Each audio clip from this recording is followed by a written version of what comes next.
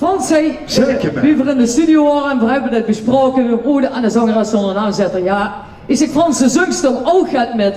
Nee, zet er. Dat kunt er niet, gaat toch over de zangeres zonder naam. Ik zeg, dan zoek voor een liedje uit, wat we fijn met z'n tweeën kunnen zingen. En wat is dat geworden? Mandoline klinken zachte Nicosia. Hoppa. Hoe zit die Hanneke?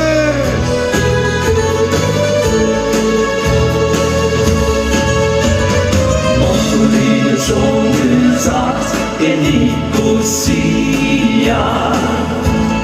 In het middernachtelijk uur, onder een hemel van azuur. Mandoline zongen zacht in Nicosia. Een exotische muziek in één nacht vol romantiek. Mandoline in Nicosia. Mandoline voor Maria. De duivenbukkers trokken door het land. Andreas nam Maria bij de hand.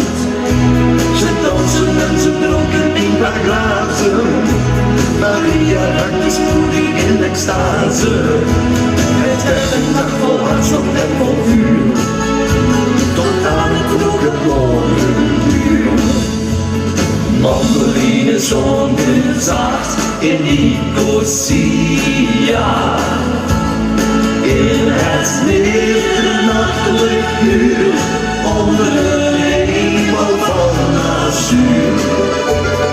Mandoline zongen zacht in Nicosia. Een exotische muziek in één nacht vol romantiek. Mandoline in Nicosia. Mandoline voor Maria. Maar bruidenbukkers trekken altijd voort en zoeken hun geluk van noord tot noord. Maria ligt nu straks vergeefs te wachten, gepijnigd door wanhopige gedachten.